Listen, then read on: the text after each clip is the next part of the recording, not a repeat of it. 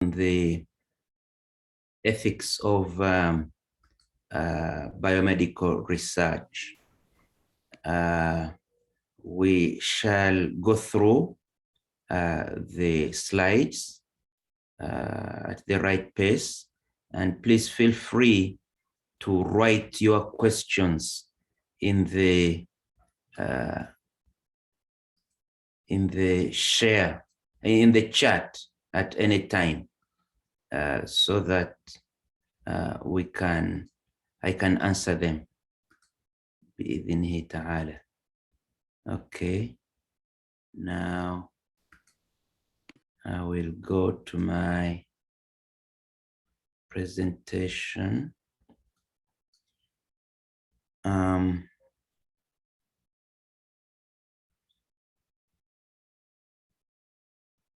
Okay, I'm going to start by talking to you about the international ethical regulations. Ethics of research is a very serious matter, and all countries in the world get together and develop documents and declarations and policies about this. So if you're going to be a researcher, you need to be aware of these international regulations. The first one is the Nuremberg Declaration. This has got a history. In the Second World War, before you and me were born, there was a war in which Germany was fighting with other European countries. Now, the Germans carried out inhuman experiments on prisoners whom they had captured in the war. So after the war, the doctors who carried out inhuman experiments were tried and were punished, some were hanged. And then a declaration was made, a declaration of principles and ethics about research was made, and it's called the Nuremberg Code. The most important thing in it is that you must get voluntary consent. Don't do research on a person unless they have agreed voluntarily, and they can withdraw anytime. They may agree, you start and they say now stop, you need to stop. And we should do research if the research benefits cannot be achieved in any other way. And we should do research on animals first before doing research on humans, so we don't expose humans to high risk. The researchers must be qualified, and as soon as we see that the research is harmful to people, we stop it. So these are the main provisions of the Nuremberg Code of 1946. It was issued in 1946. Now, after that, they found that there were things that were not covered well by Nuremberg. So they made another document called the Helsinki Declaration. Helsinki is the capital of Finland, and this was made in 1964. So Helsinki is an extension of Nuremberg. It talked about patient safety and patient welfare. It talked about confidentiality and privacy. It talked about using scientific principles, protecting the environment, and then it said there must be a protocol. Protocol means a research proposal, and it must be approved by an ethics committee. You don't just plan a research and do it. You must take it to a committee to approve. It again reiterated that the investigators, the researchers must be qualified, and we must weigh the risks and benefits. If the risks are more, we don't do it. If the benefits are more, we do it, and then you must publish what you do. Sometimes people do research and do not publish it. If it gives results they do not like, Helsinki forces you to publish what you do. Okay, now those are two international regulations. The third one is American, called BELMONT. BELMONT report. Again, in America, there were ethical violations using people wrongly in experiments. So the US Congress set up a committee that developed this BELMONT report as a guideline, as ethical principles to be used. Now, the BELMONT report has 3. Now, notice that these declarations or these documents build upon one another. They don't repeat most of what the others say, they add on.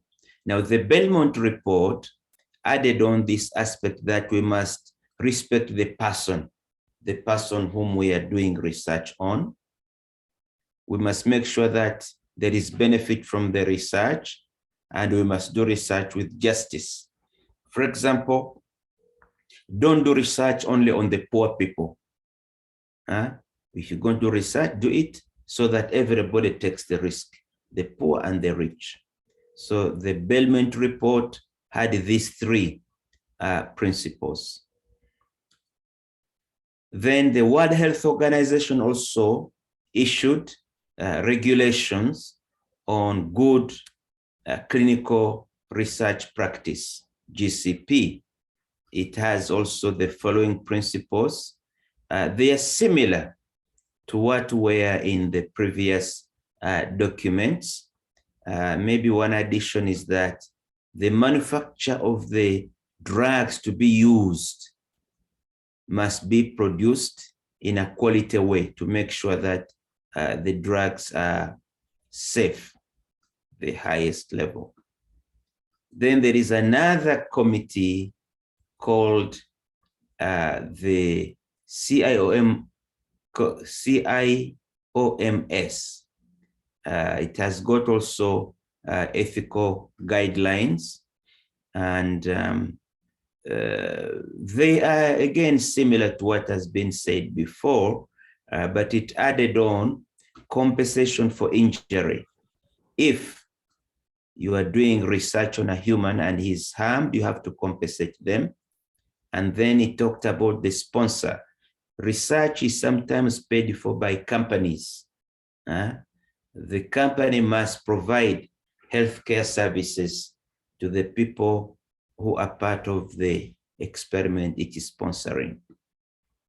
Then there is JCIA. This is the committee that accredits hospitals. It also has got research standards that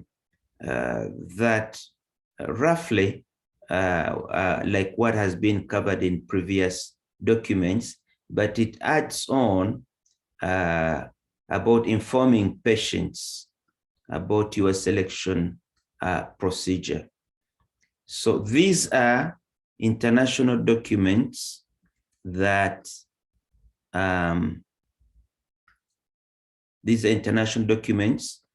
guide research. Okay, now I will stop to see if there is a question. Okay, someone is asking, can you explain code number 2 in the Nuremberg? Yeah, number 2 says you are allowed to do research if the benefits of the research are not achievable otherwise in any other way. For example, if I want to know that a certain antibiotic can kill a certain bacterium, I can do it in the laboratory. I put the bacterium in a petri dish, put the antibiotic next to it, and I see that it can kill it. So that benefit can be achieved in the laboratory. I don't have to experiment on human beings. So this is what code number 2 of Nuremberg says. Okay, now I want to go on with the next part. Also in Saudi Arabia, we've got our own research ethics regulations. The first one is the law of ethics of research on living creatures. نظام البحث على المخلوقات الحية. It was issued by the Council of Ministers, and it's the one that we use here in Saudi Arabia to guide our research. Most of its provisions are available in the international codes. So it talks about monitoring research. It talks about setting up IRB, which is the local committee that approves the research. We've got an IRB, we've got an institutional review board at Ma'arifa University, which will be approving your research. And inshallah, I look forward to a lot of research being submitted next year, because as I want to promise you, we'll approve quickly. You submit it, in a few days, you get the answer. So you get encouraged. It talks about the need for informed consent. It talks about details of research on humans and research on inmates. These are people in prison. You are not allowed to research on prisoners because prisoners don't have the ability to say no. So only in exceptional circumstances can you research on prisoners.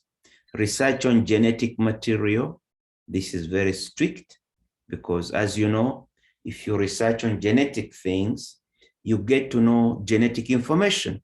Now, genetic information is not only for one person. If you know my genetic information, you also know about my father and my mother and my brothers and my children. There are also penalties. If you break this research law, there are penalties. You could be stopped from research, or more severely, you could be fined up to 200,000 Saudi riyals, or you could be imprisoned up to 6 months. So it's a serious issue. You need to follow the rules. Now, the other Saudi regulation is that of the Saudi Food and Drug Administration guidelines for clinical trials. And it talks about protection of trial subjects. It talks about IRB, the committee that approves research. It talks about the researcher, investigator, his qualifications. It talks about the sponsor, the company that pays for the research. It talks about the protocol, which is the proposal and essential documents, and the need to report adverse events. If something wrong occurs, you must report. So those are the international and Saudi documents on research ethics. Okay. If you have no query, we shall proceed now to talk about principles of research ethics. Now, all of these documents are based on a few basic principles. The documents go into a lot of details, but the basic principles can be stated as follows. Research has got a priority. Okay. Now, as humans, we know that our priorities can be classified in several ways. There are darurat, necessities, like you must eat food. Okay, so darura. Then there are needs. Needs for food is like putting salt in your food, putting something to make it sweet. You could just boil rice in water and eat. That's the darura. You will survive. But hajiyat, to make it more palatable. So salt and sauce, okay, that's a hajiyat. After that, there are things that we call complementaries, al-mukammilat. So when you have got food, you want to serve it on a plate, on a table. Otherwise, I could go to the kitchen and eat from the pot. Why not? But mukammilat, complementaries, are necessary to make it more comfortable. And then there are embellishments, at-tahsinat, like when you put flowers on the table you are eating on. But beyond that, there is excesses, al-israfat, and wastage, at-tabdhirat. The difference between israf is still useful, but you are overdoing it. Tabdhir is when you're just throwing away resources for no good reason. So in this classification, research is a darura, necessity, for two reasons. When we do research, we discover better therapies for disease, or we may find more effective ones, we may find cheaper ones, we may find easier ones to use. And secondly, physicians who do research are better physicians because their knowledge base is modern, is being fed by research knowledge. So for those two reasons, we consider research as a darura, a necessity, darura shar'iyya. Now, we have got 4 ethical principles that guide all the documents I have shown you. You can summarize them with these 4 principles. The first is the principle of autonomy. This means that the person on whom you are doing research, even interview, a questionnaire, must agree freely. The next is beneficence. The research must bring benefits. Third one is non-maleficence. The research must not bring harm. The fourth is justice, that you treat people equally. Because usually when they are doing research, they go to poor countries and use the poor people for research. So that's the issue of justice. But also there is another issue of justice. Most of the drugs that we use now were developed in Europe and America. They were tried on Americans and Europeans. They were not tried on us. Here we just benefit. So the Europeans say, as part of justice, you also must be in clinical trials. So actually we are now starting to do a lot of clinical trials because we need also to be part of it. But there's another reason. See, if a drug is developed in Europe and America, we know its strength, but also we know its harms, its side effects on those people there. We are not sure whether it is safe for us here. So the only way to make sure it is safe is we do it on our own people. And alhamdulillah, our university now is determined to develop research. And my hope is that within 5 years, we can start doing clinical trials, actually testing drugs, because it's part of justice that we test drugs. Another aspect of justice is the gender issue. In America and many other countries, when they are doing research, they sometimes exclude women from research. Then they develop the drug, it is approved and is used in the hospital. But in the hospital, the drug is given to both men and women. But the women were not part of the research. So we are not sure whether this drug is safe for women. Now you ask the question, why do they exclude women? Very simple, because women can be pregnant. If you include a woman in a research and she's pregnant, and this drug is dangerous to the baby, and the baby is malformed, you will pay millions. So in order to avoid paying millions, they just exclude women from the research. So that's not justice. Okay. Am I clear? Let me see if somebody wants to ask a question. Okay. There is no question. So it means it's clear. Now, we have got what we call QAWA'ID al-fiqh, the principles of fiqh. These are the ones that really should guide our research. The first one is qa'idat al-qasd. Make sure that your intention is clean. Al-umur maqasidiha. The next one is qa'idat al-yaqeen. Make sure that your research is based on facts, not on imagination.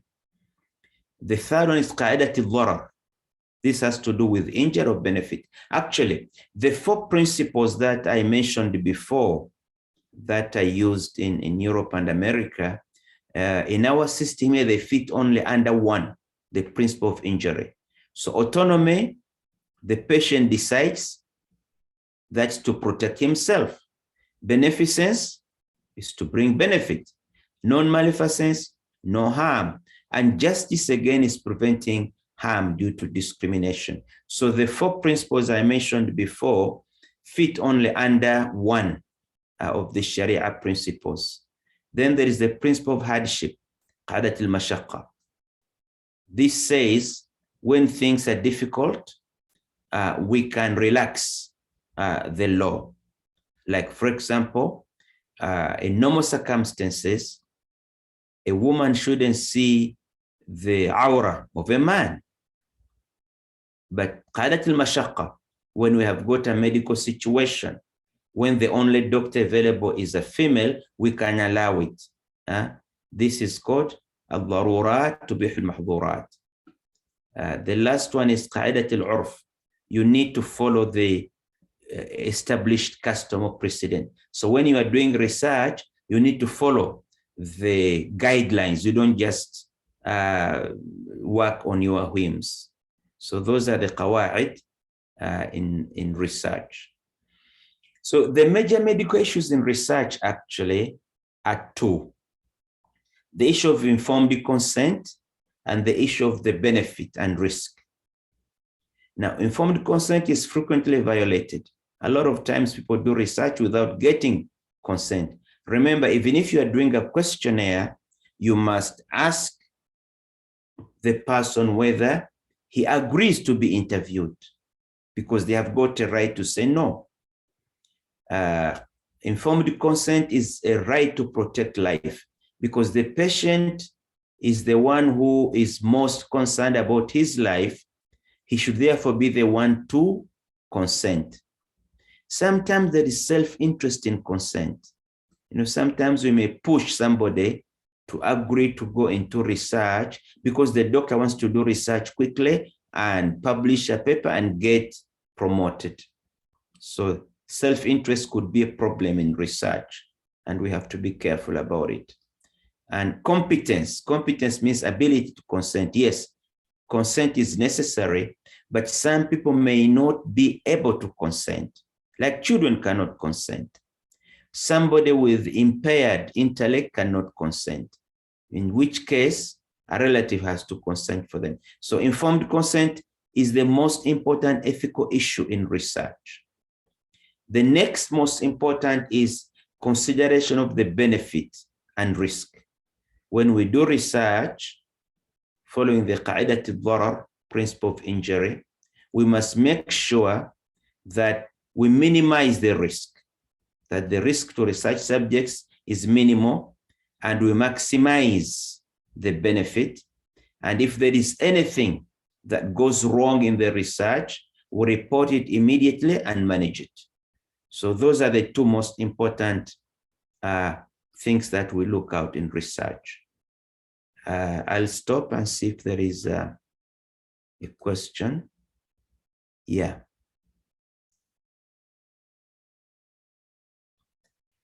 Okay, the question is, what about the principle of beneficence and قاعدة القصد? Aren't they related? True, these principles are related one to the other. Now, beneficence means al-maslaha. Al-maslaha. There must be maslaha, there must be benefit from that research. And al-qasad has to do with the researcher. Al-umur maqasidha. You're the one who is doing research. You need to check your heart. Is your niyyah, is your intention correct? لأن الأمور مقاصدها. Sometimes if you're doing research for money, you're going to do bad things.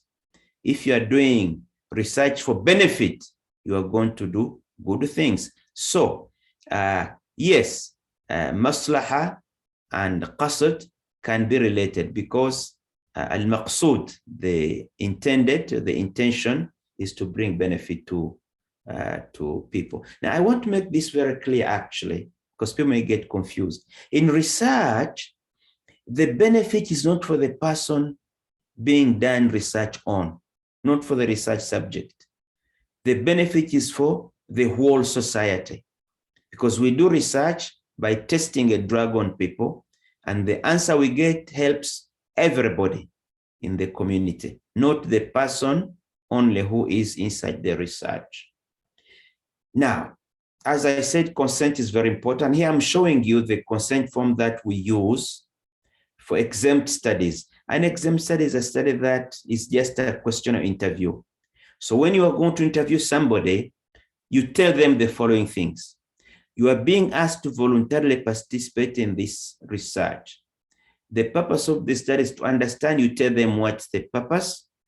You're eligible to participate because you tell him why you chose them. And then we expect at least you will tell him how many other people are going to participate. And then you tell him that he will be completing a survey. It will take maybe 10 minutes. You may answer some questions and not others. It's your freedom. Your name will not appear. This to assure them that of confidentiality, that we are not going to disclose their name. Then you tell them when you complete this survey, it means you have agreed to participate, and you are giving the researcher permission to use the information you are going to give. So even when you're going to interview somebody, you need to tell them these words. Then they say, yes, I agree. Then you interview them. Okay. Yes, there is a question here. What's the conflict between autonomy and beneficence? Yes, a conflict can happen because autonomy belongs to the person, the patient in the research. He has to agree or not agree. Beneficence is for the whole society. Remember, we are testing a new drug. This new drug may not help this person in the research today, but when it's approved after 3-4 years, it will be licensed, it will be sold, it will benefit everybody. So autonomy is the individual, but beneficence, the benefit, is for the whole society. So sometimes the individual's autonomy may be against the whole society, because he may say, I want my freedom, I will not be part of the research. Then he's not helping beneficence. So a conflict can happen, yes. Okay. Now, I want to tell you about disclosure.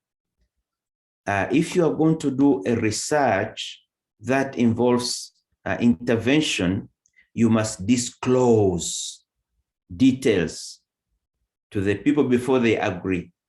So you need to tell them that the participation is voluntary. You need to tell them that you may terminate your participation anytime. You need to tell them that this doesn't involve any costs to you. And you tell them that if you withdraw from this study, we will not punish you. Like we say, if you agree to enter the study and now you are going out, we kick you out of the hospital. No, we cannot punish them. Now, we also need to tell them that if we get any new information, we'll seek your consent. Again, that's called reconsenting. Tell them how many other people are involved in the research. And you need to tell them about the risks and discomforts to be expected. Tell them what are the benefits of this research. Tell them what alternative procedure is available. Because you may be testing a new drug. You tell them, please be part of this study. I want to test this drug to see if it is good. But they need to know that their disease can be treated using other drugs. They are not forced to go into this study to get treatment. There's another way they can be treated. You need to tell them about confidentiality of the records. So this is disclosure. When we are doing informed consent, we must disclose all of these details. Then when the person signs, that is called informed consent because it is agreement after being given the details. Okay. Now, we will let me check for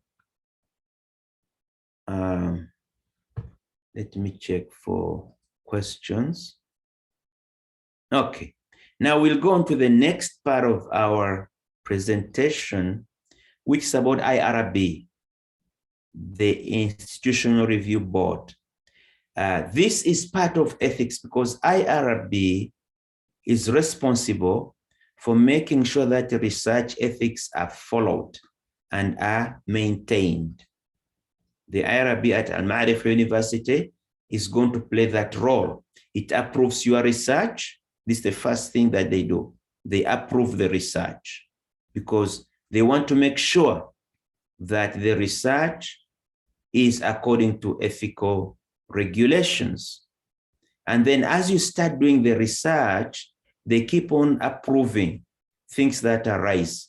You may want to make changes to the protocol, when you complete, when you terminate, they follow up with you and they monitor the execution of the study to make sure that you don't have any ethical violations. So these are the functions of IRB. Now, members of IRB must be diverse. We need to get people from all disciplines so that we are able to look at research proposals from all departments of the university.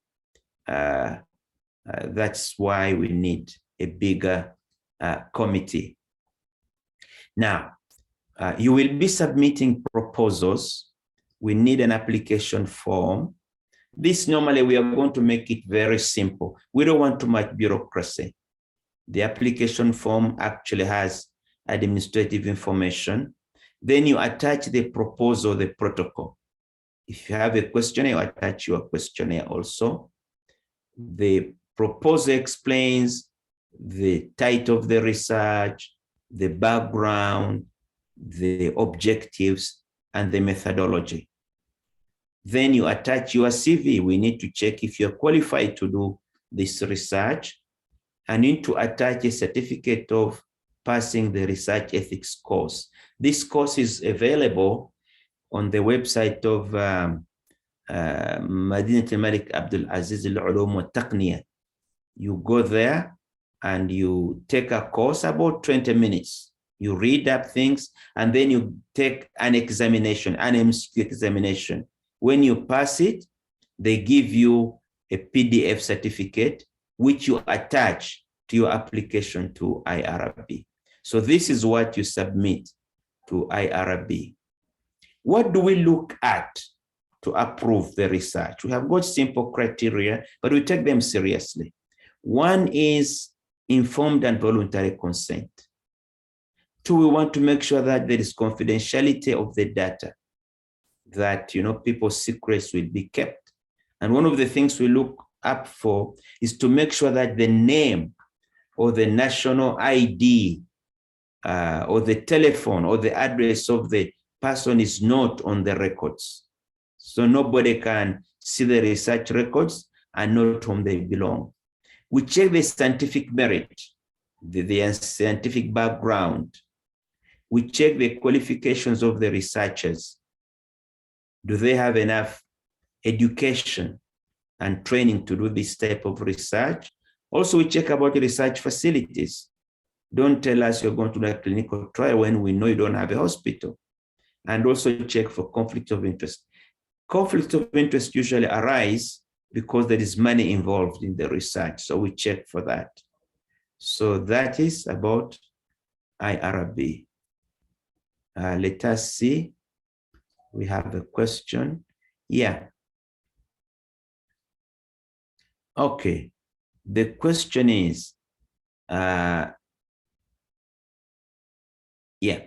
do I need to take informed consent for using patient records or data in retrospective studies?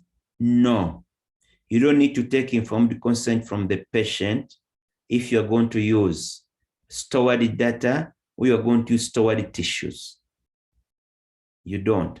But make sure you take only the data. Don't take any personally identifying information. Don't take their name, their address, their telephone, their medical record number, their national ID, or their iqama. Don't take any personal information from the record. Just take what you need. Blood pressure, pulse, hemoglobin, things like that. So you don't need to go to the patient and get consent from them. Yeah, now, conflict of interest. Yeah, conflict of interest arise usually in clinical trials. You are going to do research on a new drug, but this drug was made by a company in which you have got shares. You've got shares in that company. You have a conflict of interest because you are likely to say, oh, this drug is good. Because when you say it is good, the company's profits will go up and your share value will go up. So that's how a conflict of interest can occur. Another conflict of interest that arises is for us members of IRB. You see, you submit a proposal and I'm chairman of IRB and you are my wife, you are my brother. The proposal may be bad, but I approve it because I have a conflict of interest. So when a proposal comes from someone related to anybody in the IRB, that IRB member has to go out. He cannot take part in judging that proposal in order to prevent a conflict of interest. And this also works in the other way. Even when you hate somebody, if you're a member of IRB and there is somebody with whom you have got a difference, you go out of the meeting so that you do not judge adversely on that proposal. Okay? Yeah.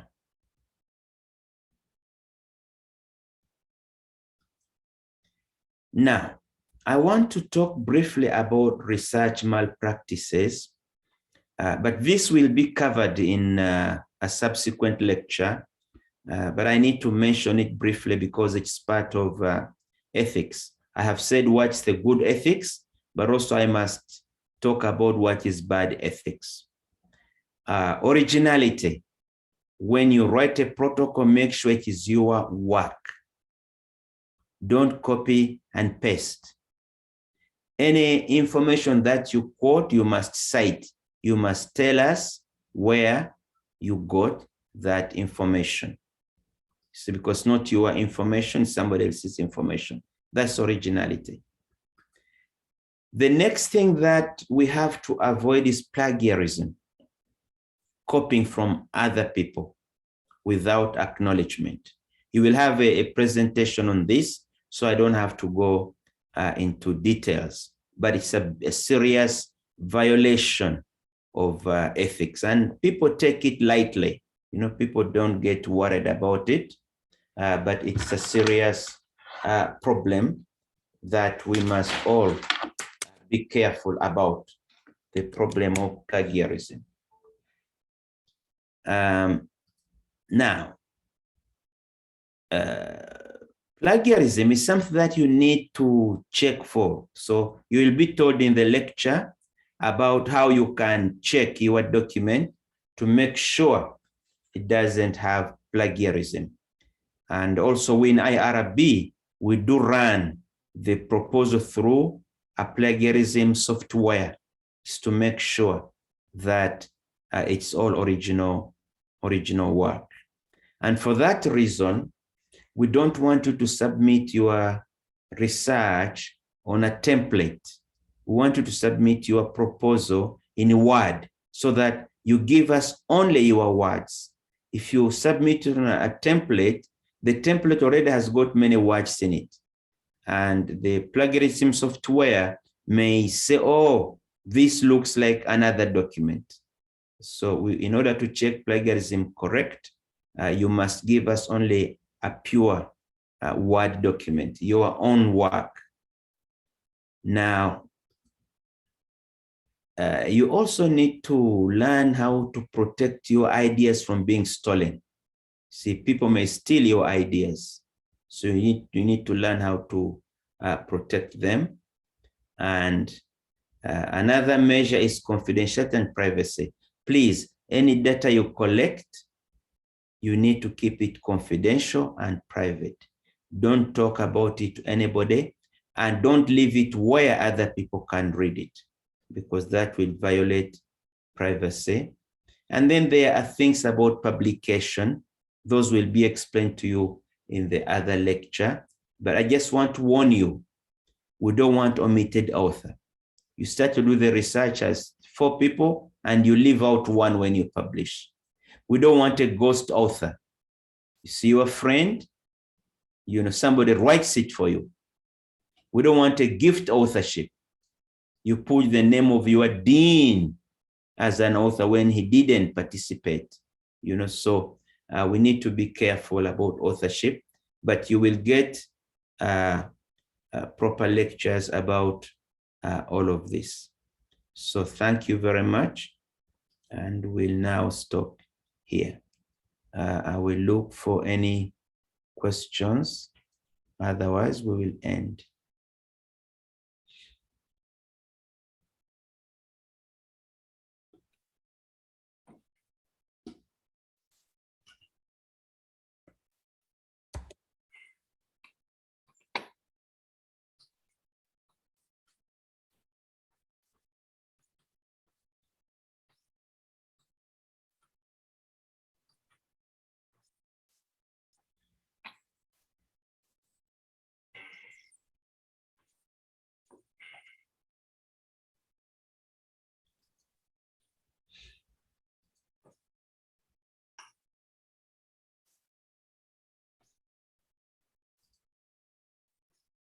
Okay, if there are no questions or comments, we just finish with thanking Prof. Omar very much for explaining the ethical dimension of research.